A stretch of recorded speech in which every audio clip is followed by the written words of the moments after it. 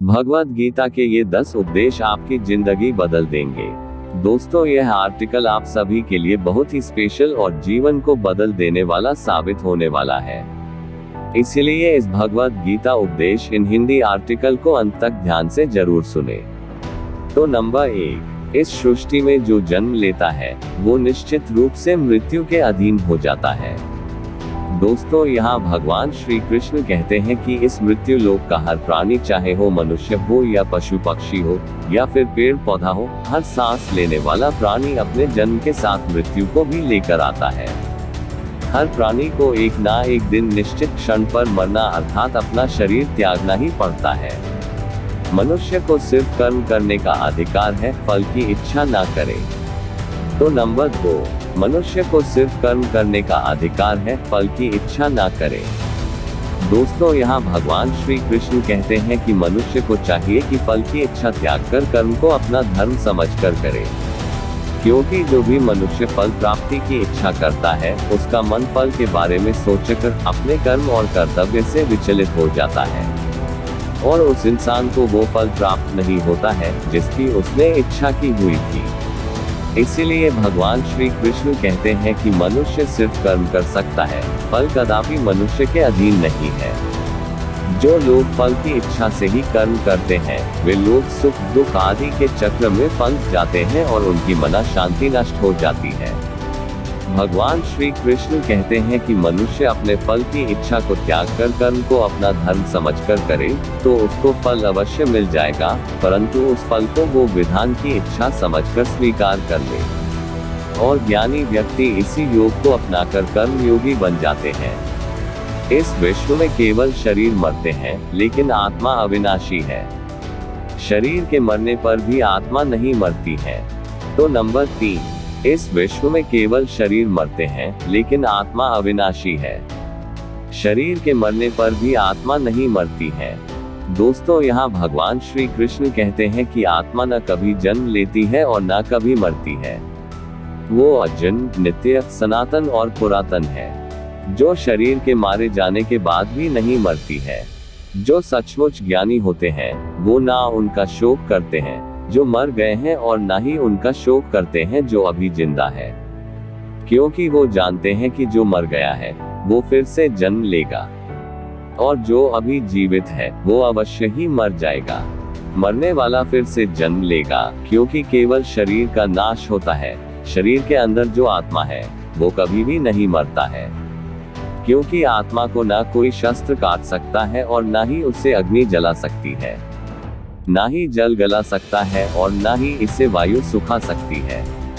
तो नंबर 4, अपने मन को नियंत्रित करो। दोस्तों, यहाँ भगवान श्री कृष्ण कहते हैं कि मनुष्य के शरीर का एक अदृश्य अंग है मन, जो दिखाई नहीं देता, परंतु वही इस शरीर का सबसे शक्तिशाली हिस्सा है। मनुष्य को में के घमंड की मदिरा पिलाकर मदहोश करने वाला पाखंडी केवल ये मन ही है। उसके हाथों में मोहमाया का जाल है, जिसे वो मनुष्य की कामनाओं पर डालता रहता है और उसे अपने वश में करता रहता है। ये मन शरीर से भी मोह करता रहता है और अपनी खुशियों से भी और अपने दुखों से भी मोह करता रहता है। खुशियों में खुशियों भरी गीत गाता है और दुख में दुख भरे गीत गुनगुनाता है। अपने दुखों में दूसरों को शामिल करके उसे खुशी मिलती है। किसी भी मनुष्य को उसका मन जीवन के अंत तक अपने जाल से निकलने नहीं देता। अपने रस्सी में बांधकर उसे तरह तरह के नाच नचवाता रहता है। ऐसा तब तक होता रहता है जब तक हम अपने आप को मन के अधीन रहने देंगे, तब तक हमारा मन हमें नाच नचाता रहेगा। मनुष्य का मन मनुष्य को इतनी फुर्सत भी नहीं देता कि वो अपने अंतर में झांककर अपनी आत्मा को पहचाने और आत्मा के अंदर जिस परमात्मा का प्रकाश है उस परमात्मा का साक्षात्कार करे। किसी भी जीवित प्राणी के लिए आवश्यक है कि प्राणी अपने मन को काबू में करके अपने अंतर में झांककर अपनी आत्मा को देखे। तब उस आत्मा के अंदर उसे परमात्मा का प्रकाश स्पष्ट दिखाई देगा और उसी को ही परमात्मा का साक्षात्कार कहते हैं। तो नंबर 6, हमारा शरीर और मन कैसे काम करता है। दोस्तों, यहाँ भगवान श्री कृष्ण कहते हैं कि मनुष्य का शरीर एक रथ के भांति है। जैसे आँख, कान, नाक, जीभ और त्वचा आदि इन इंद्रिय घोड़ों को जो सारथी चलाता है, वो सारथी ही हमारा मन है, और उस रथ में बैठा हुआ स्वामी वही हमारी आत्मा है। मनुष्य की इंद्रियां विषयों की ओर आकर्षित होती रहती है, और ये सब तभी तक ही हो सकता है जब तक जीवात्मा अपने मन को काबू में ना लाए। जब तुम स्वयं मन के अधीन ना रहकर अपने मन को अपने अधीन कर लोगे, तो वही मन एक अच्छे सारथी की तरह तुम्हारे शरीर रूपी रथ को सीधे प्रभु की चरणों में ले जाएगा। यदि मन तुम्हारा स्वामी है और तुम उसके अधीन हो, तो वो तुम्हें माया के बंधन में जकड़ता रहेगा। और जब तुम अपने मन पर काबू पालोगे और उसके स्वामी हो जाओगे, तो वही मन तुम्हें मोक्ष के द्वार तक ले जाएगा।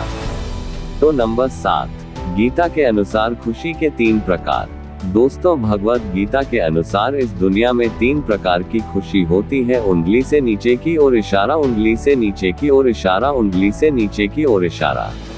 तामसिक खुशी। दोस्तों, पहली प्रकार की तामसिक खुशी हमें ज्यादा सोने से या ज्यादा आलसी होने की वजह से मिलती है, यानी कि आराम करने वाली खुशी। राजसिक खुशी।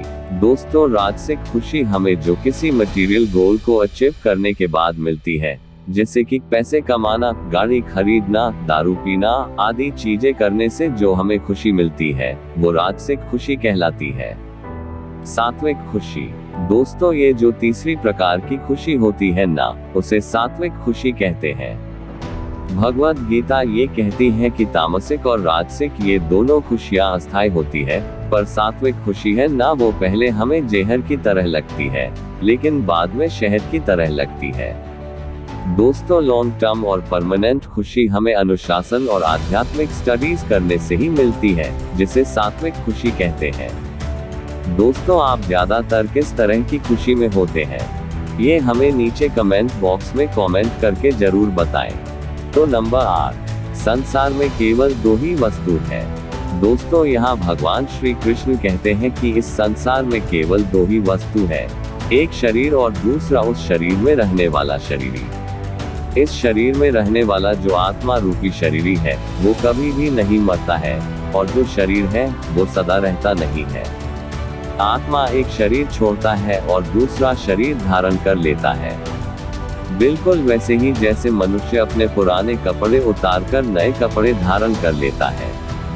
आत्मा नित्य है, इसीलिए वो नहीं बदलती, परंतु शरीर नाशवान है, इसलिए एक ही आत्मा के कई शरीर बदलते हैं। इसलिए हर जन्म में आत्मा नए नए शरीर धारण कर लेता है। तो नंबर 9, प्रारब्ध केवल मनुष्य का बनता है। दोस्तों, यहाँ भगवान श्री कृष्ण कहते हैं कि अगर कोई सांप किसी मनुष्य को अकारण काटता है, तो सांप को उसका पाप नहीं लगेगा, और ठीक उसी तरह शेर दूसरे जानवर की हत्या करता है, तो उसका उसे पाप नहीं लगेगा। या बकरी का उदाहरण लीजिए, बकरी किसी की हत्या नहीं करती है और सिर्फ घास खाती है, तो इस कारण वो पुण्य की भागी नहीं बनती है।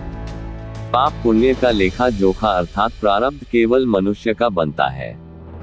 दोस्तों, इसका अर्थ यह है कि अगर कोई पशु किसी की अकारण हत्या कर देता है, तो उसका उसे पाप नहीं लगेगा, लेकिन कोई मनुष्य अगर किसी भी जीवित प्राणी की अकारण हत्या कर देता है, तो उसे उसका पाप लगेगा। क्योंकि उंगली से नीचे की ओर इशारा, उंगली से नीचे की ओर इशारा, उंगली से नीचे की ओर इशारा। इस पृथ्वी लोक पर और समस्त प्राणियों में जो विवेकशील है, वो अच्छे और बुरे की पहचान रख सकता है, और वो मनुष्य छोड़कर कोई और प्राणी ऐसा नहीं कर सकता। इसीलिए जब मनुष्य अपने पाप और पुण्य जब भोग लेता है, तो उसे फिर से मनुष्य की योनि में भेज दिया जाता है। तो नंबर 10, एक ही कर्म किसी के लिए पाप बन जाता है और दूसरे के लिए पुण्य बन जाता है। दोस्तों, एक मनुष्य किसी कमजोर और बुरे व्यक्ति का धन लूटने के लिए उसकी हत्या कर देता है, तो उस व्यक्ति को निश्चित ही उसके द्वारा किए गए कर्म का पाप लगता है।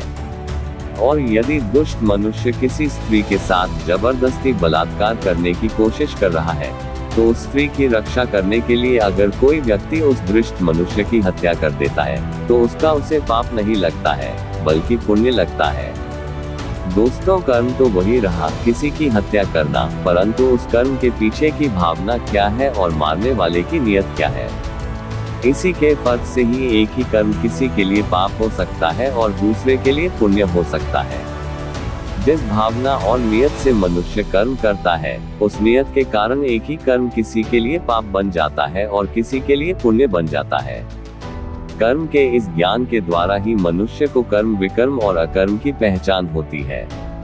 दोस्तों, इसका अर्थ यह है कि मनुष्य जब निष्काम भावना से कर्म करता है, तो उस कर्म का फल उसे नहीं भोगना पड़ता है, इसीलिए वो अकर्म हो जाता है। कर्म उसे कहते हैं जिसे सकाम भाव से और फल की इच्छा से किया जाता है।